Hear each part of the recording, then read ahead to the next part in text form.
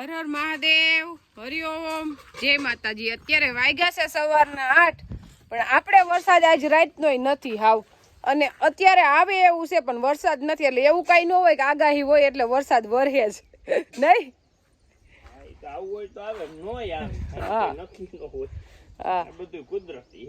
અને આપણે કૂવો જેવી રીતના ધાર્યું હતું ને એવી રીતના કૂવો આખો ભરાઈ ગયો છે કે નવા એવો કૂવો ભરાઈ ગયો છે આખો। પેલા તો કુવામાં મહિના ગાનાથી 10 ફૂટ પાણી નીચે હતું, અને એક જ દીમાં 10 ફૂટ પાણી અંદર આવી ગયું। આમાં આપણે કાચબોય છે પણ આપણે બોલીને એટલે ઊંડો હોય છે એટલે એને અવાજ તો સંભળાતો જ હોય, એમ અવાજ થાય ને એટલે વયો છે। અત્યારે નથી દેખાતો, નકર કાંઠે જ બેઠો હોય। અને આપણે કૂવો ભરાવાની જ વાત જોતા હતા, વર્ષે એકવાર તો કૂવામાં નાવાનું જ। એટલે હવે આપણે આ કૂવામાં નાવાનું, પણ આપણે એટલો ઊંચો બાંધ્યો ને પછી નાયા નથી, એટલે હવે ઠેકડો મારવામાં ધ્યાન રાખવું છે। બહુ ઊંચી પારી વહી ગઈ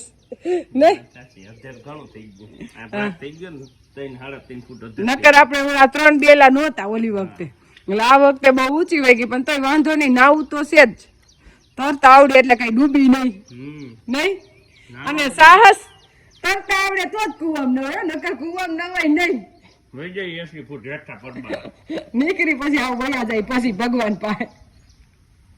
આપણે ઘી તૈયાર થઈ ગયું ગરમ કરીને, ઘી આજે બાએ વેલું 6 વાગ્યામાં ગરમ કરી નાખ્યું ને ઘી ઠરી ગયું। અત્યારે વાગ્યા છે 9, આપણે ડબરો મૂકી દીધો તો પાણીમાં, એટલે ઘી ઠારી નાખ્યું। એટલી જલ્દી ઠારવાનું કારણ એ છે કે આપણે દેવાંશી પપ્પા આજે ઉપલેટા જાય છે ને કંઈક થોડુંક ફર્નિચરનો માલ ઘટ્યો છે, એટલે તો ભેગું કુરિયર થઈ જાય, નકર આપણે પાછું 20-25 કિલોમીટર તો કુરિયર કરવા જવું પડે, તો એમાં અઠવાડિયું વયું જાય।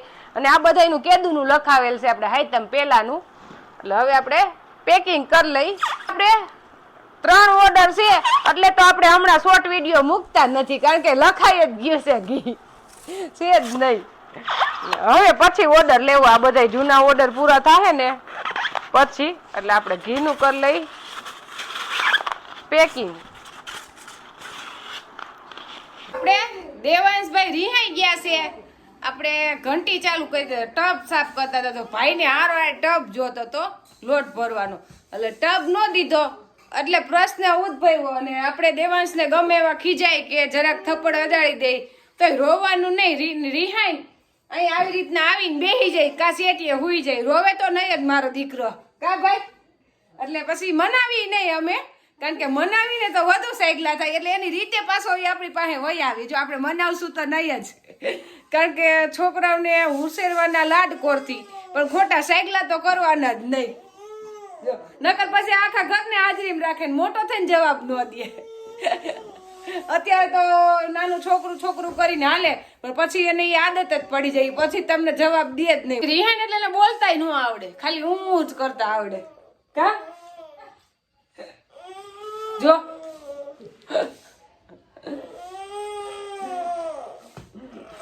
પાછો દાંત કાઢે, અને એને ખાલી જરાક ખીજાય ને તો એ માયરું કહેવાય। ખાલી ઊંચા અવાજથી બોલાવી તો કે તમે મને માર્યું, તો પછી એને તો રિહાવા દેવો પડે, એને કેમ મનાવો? બા કઈક બોલે તો કે બાઈ મને માર્યું, હું બોલું તો કે માર્યું, હે કોને માર્યું? એ અત્યારે બોલશે નહીં, એનું મૂડ જ નથી, બોલતાય ન આવડતું। ના આવડે, મારી રૂહી દેવાંશી બહુ ડાઈ ભાઈ, ખરેખરા મારી દીકરીઓ હે રૂહી દેવાંશી, હો હું લે કે રૂહી દેવાંશી ગાડીમાં તોફાન કરતી હોય, તારથી ઓછા તોફાન કરે છે। રૂહી દેવાંશી નાની હતી ને ત્યારે કોઈ દિવસ એના પપ્પાને હંતાઈ નથી જવું પડ્યું, કોઈ દિવસ બિસાડી વાહે નથી, એના પપ્પા એમ કે તમે અંદર વહી જાવ, હું આમ જાઉં છું વાડીએ ગમે ત્યાં, એટલે એ બિસાડી બેહી જતી ને આ ભાઈ તો આખું ઘર માથે લે, જાવું જ હોય એને પપ્પા ભેગું, ઉઠીને નાસ્તો ન કરે કઈ ન કરે, પણ પપ્પા ભેગું જવું હોય। જો કીધી છે ઘંટી ચાલુ, દહીણું દોરવાનું, એટલે કાલ આવો ટાણું થાય ને તો આપણું દરાઈ જાય ને ઘંટી સાફ કરીને મુકાઈ જાય, એટલે એક ખાનું તો દડાઈ ગયું છે, બીજું ખાનું આપણે ચાલુ કરવાનું છે। તારે છે ઘઉં, અને એના પપ્પા ને દેવાંશ કરે છે નાસ્તો। જો એટલી વાર લાગે, આવી ગયું સેટિંગ। છોકરાને એમ જ હોય. અને બોલતા તો બધું એવું આવડે છે કે મોટા માણાને ન આવડે. મેં કીધું એને તાર પપ્પા શીખ ગયા છે તો કે મને થોડા પૂછીને જઈશ લે.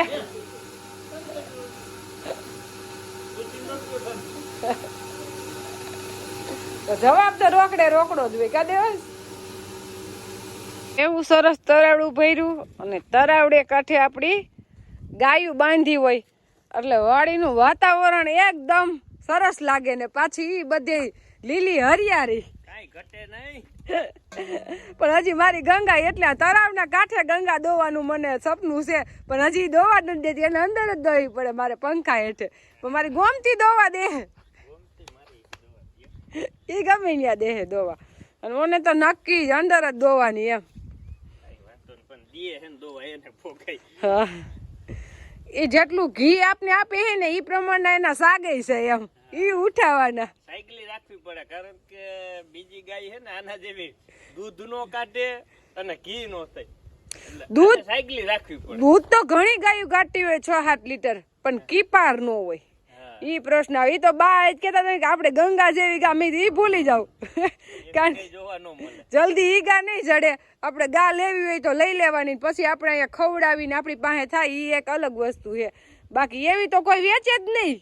આપણે કાલ જોવાઈ જ આવી છે ગાય.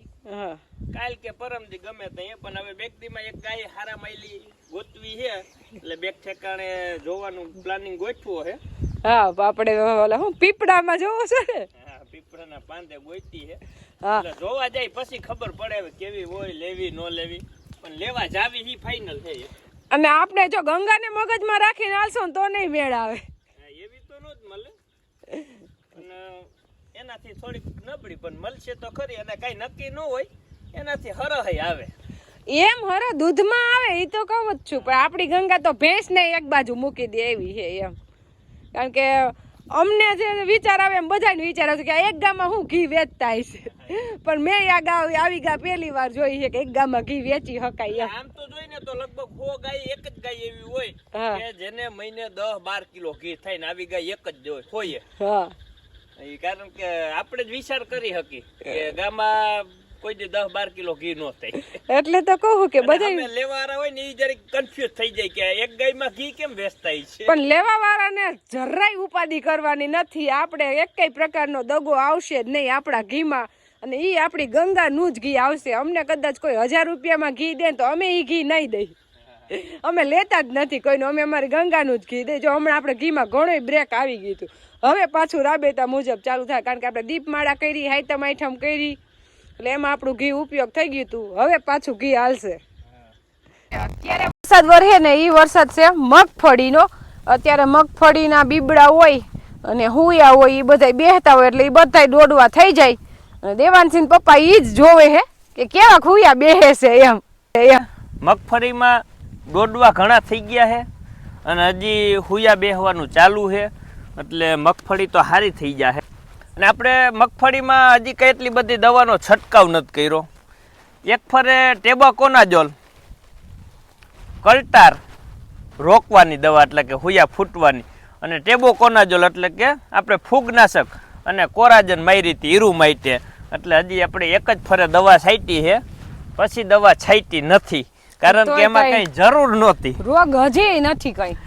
અત્યારે પ્રશ્ન હોય ને તો લશ્કરી ઈયળનો અને આપણે હજી અહીંયા લશ્કરી ઈયળનો એટેક નથી કારણ કે લશ્કરી ઈયળ તો છે ને તમને ખબર પડી જાય રાતે ઉપર આવે ખાવા અને દીની અંદર હતાઈ જાય પણ અત્યારે જો વાતાવરણ એકદમ ઠંડુ રાત જેવું જ રહે છે એટલે દીની ખાવા આવે અને લશ્કરી ઈયળ બંને ત્યાં લગીએ કૂણા પાંદ ઓછા ખાય ગઈઢા પાંદી પહેલાં ખાય એટલે આપણે ગઈઢાઈ નથી ખાતી અને કૂણા પાંદે નથી ખાતી. એકદમ સરસ જ છે. હા એટલે આપણે હજી ઈયળનો કઈ એવો એટેક નથી. જો આવશે ઈયળ તો આપણે દવા છાંટવી જોહે એવું કઈ નથી. અને આપણે વરસાદ વહી જાય તો છાંટી હોતા દેવું કારણ કે હજી એક જ ફરે છાંટી છે અને એટલે એવું નક્કી જ હોય કે છાંટવાની જ એટલે ઓગસ્ટ મહિનો છે એટલે બધે ઈયળનો એટેક છે કદાચ આપણે ક્યાંક મહિનો અમુક ઠેકાણ દેખાય પણ એટલી બધી નથી કે દવા છાંટવી પડે અને રોગનું અમુક ટકા માપ હોય કે 5-10%, 15% દેખાતું હોય ને તો વાંધો નહીં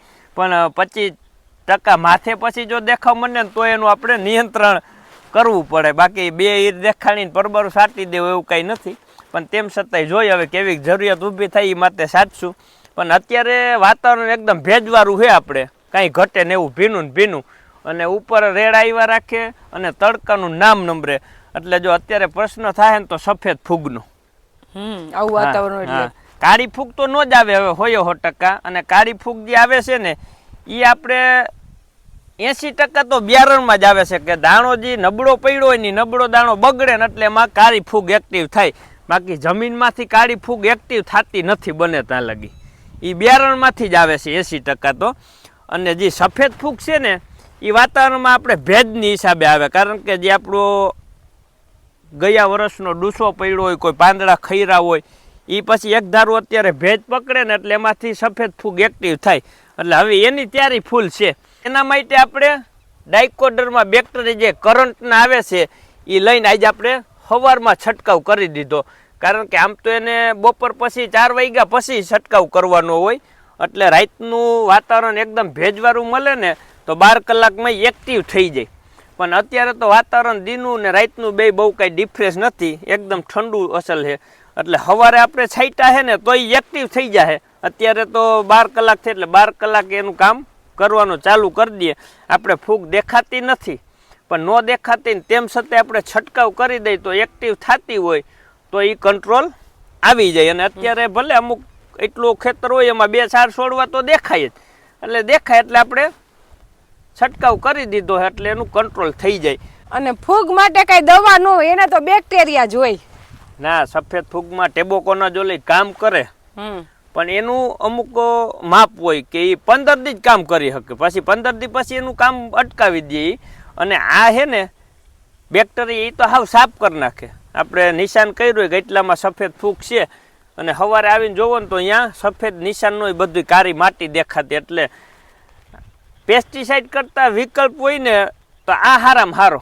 બેક્ટેરિયાથી 100% ફૂગ કંટ્રોલ આવી જ જાય. તમારે કદાચ ગમે એવી ફૂગ આવતી આખું ખેતર ભેરાઈ જતું હોય ને તોય એ બેક્ટેરિયાથી કમ્પ્લીટ થઈ જાય. બાકી દવાથી કંટ્રોલ થાય, હાવ જાય નહીં. અને દવાથી તો શું છે કે તમારા પાન ખરે નહીં, અને પાન એમને ટકી રહીએ, ને પાન ટકી રહીએ તો તમારા મગફળી વજનવાળી ભરાવદાર થાય. એના માટે ફૂગનાશક છે કે ગેરુ ટીકાનો રોગ ન આવે. બાકી કઈ ફૂગ કંટ્રોલ ન કરી શકે, એ કંટ્રોલ કરી શકે, નાબૂદ ન કરી શકે. અને અમારા દેવાંશી પપ્પાને સહેજે મગફળી પારવી ઉગી હોય એટલે આમાં એને સહેજ પ્રશ્ન હતો કે પાછા તો મને બાને ચડાવે, તું પાછળ હાલતી હતી તે હરખું જોયું ને. હવે અહીંયા ગમે એને બોલાવો, કોઈ ક્યાં પારવી છે. માઇનોર હતી 5-10% નહોતી, એવું નહોતું. અને આપણે વિડીયો લીધો ત્યારે કોમેન્ટમાં બધે કે તમારી મગફળી હાવ પારવી છે, પણ હવે અત્યારના વિડીયોમાં જોઈ લેજો. ઉત્પાદન કેવું આવે ને ઈ જોવાનું હોય. ઘાટી પારવી નહીં જોવાની, વીઘે કેટલી ઉતરે છે ને ઈ જોવાનું. ઈ માથે આધાર રહે કે આપણે હપાર હારી છે કે ઘાટી હારી. જે આપણે વાવી હતી આમાં આપણે 23-24 કિલો દાણા નાખ્યા વીઘે, અને અદાવારામાં આપણે 28 કિલો નાખ્યા, પણ એમાં બી આપણે બગડ્યું હતું. આમાં બગડ્યું નથી બહુ, ભલે બગડ્યું માઇનોર અમુક ઈ તો બગડે જ. 27% તો આમાં દાણા ફેલ જ હતા આપણે. પણ અત્યારે ફૂગનો પ્રશ્ન રહે 100%. વાતાવરણ ભેજ આવ્યો હોય ને એટલે નહીં આવી ને તો ફૂગ આવશે ફાઇનલ હે. એટલે આપણે અગાઉ છાંટી દીધા છે, અને જરૂર પડશે તો પાછા છાંટશું. પણ લગભગ હવે બને ત્યાં લગી જરૂર નહીં પડે. ને જીજે 32 છે, 28 નંબર છે, ગિરનાર 4 છે, આમાં ફૂગ નથી આવતી. એ માનવી બેસ્ટમાં બેસ્ટ કહેવાય ખરેખર તો, કારણ કે એમાં ફૂગના નામે કોઈ વસ્તુ નથી આવતી. આપણે મીનાક્ષી છે ને, આ મીનાક્ષી એટલે આમાં ફૂગનો પ્રશ્ન રીએ એમ.